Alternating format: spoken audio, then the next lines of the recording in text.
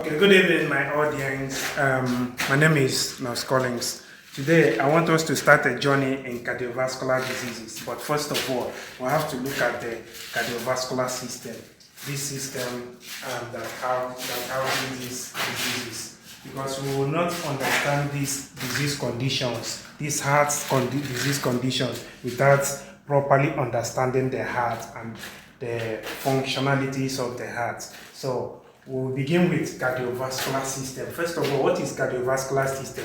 Cardio meaning the heart, vascular meaning blood flow to the heart. That's what this cardiovascular system means. Now, we have to look at the structural system of the heart. The heart as a system is located in the heart as a system has four chambers. First of all, the left ventricle, the right ventricle, the left atrium, and the right atrium. So this heart now also have three layers. The myocardia, the muscles representing the muscles of the heart. The endocardium representing the inner layer of the heart, and then the pericardium representing the outer layer of the heart. Now, this heart also have four valves. First of all, you are going to look at this valve here. This is the valve, the aortic valve. As you can see here, this is the aorta. The aorta. So this is the aortic valve. So this is the bicuspid valve also. And then this side, remember when you are in normal physiology, when you are looking at me right now, anatomically, my right now represents the left side, and my left side represents the heart. So when I turn like this automatically becomes my left in the heart system, and this becomes my right. So here is the pulmonary valve. Pulmonary valve. And when we talk about the pulmonary, we are talking about the lungs. So now this is the pulmonary valve. This is the pulmonary trunk, as you can see. So this is the pulmonary artery, as you can see. And this is the tricuspid valve. Tri meaning three, var meaning two. So here, coming up here now, this is the superior vena cava, and that also known as the higher extremity. And also, this is the inferior vena cava, also representing the superior and the inferior, the lower extremities. Then here, the muscles that divide the heart into two sides, left and right, is also known as the cardiac septum. The cardiac septum. That is also a muscle. All these dots here represent muscles of the heart. So this one that divides this heart into left and right ventricle and atrium, they represent, they are known as the cardiac septum. Now, another thing that you can see inside the heart is also these papilla muscles, which the tendons that enables this valve, which opens, which I will also explain during the blood flow through the heart later, rest upon. So when this valve opens, when this valve opens or contracts, now this muscle, these tendons now have to relax on these papilla muscles to avoid this valve being collapsed or collapsing. So now this is the pulmonary vein. This is this opening here. This opening here is supposed to be like this, but because of this board, one is supposed to be on the left, one is supposed to be on the right. So because of this, now this is the two pulmonary veins. So and remember, I told you, whenever you hear about the pulmonary in the system of the heart, we are talking about the lungs. This is the vein that goes through the lungs, which bring oxygenated blood into the heart. So then this is the I've already explained this in the this thing in my introduction. This is the left atrium, and this here also, as you can see, there's a hole here. There's a chamber here known as the right atrium. This is the most important chamber of the heart. All the chambers of the heart are really important, but this left ventricle is the most important, because this is where blood is being pumped into the aorta, and then into systemic circulation. Now, how does blood get to the heart and to the bodies, to the other parts of the body? That will take us to blood flow through the heart. In normal physiology, blood enters the right atrium through the superior vena cava and inferior vena cava. Blood comes like this and like this and like this. Enters here. This is the right atrium. First of all, enters here. Blood enters here into the right atrium. As you can see, this valve here, this atrioventricular valve, that's another name for this semilunar valve, because they have the shape of a luna. So blood enters here, this tricuspid, and here is bicuspid, because this one is straight, this one is two. So when blood enters here, this valve opens. Blood now from here will enter into the right ventricle.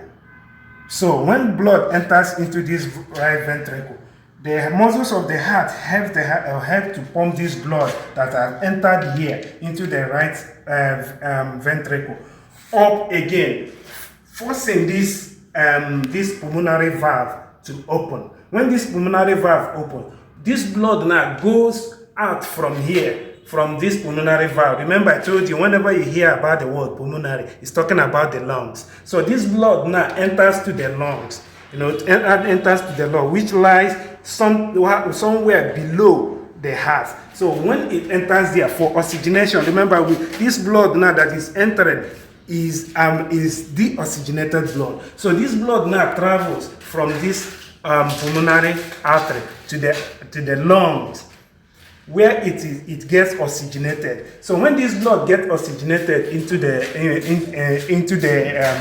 lungs through gaseous exchange, now it comes back to the heart through this pulmonary vein.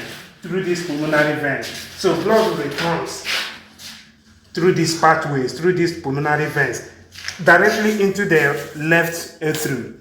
So once blood enters this left atrium, this valve opens, this bicuspid valve, which is two, or the atrioventricular valve again, it's on both sides. So it opens and blood enters to the left ventricle, which I told you is the most, out of all these four chambers of the heart, which are normally interesting and important, but this one is the most important. As you can see here, there's enough space here showing you that this left ventricle does the major work of pumping of blood for systemic circulation. That is why it has a lot of space here, unlike here, which is unlike these places that are smaller. So once blood enters here, this bigger space, because of the job that it has to do, it now pumps this oxygenated blood that it has gotten from the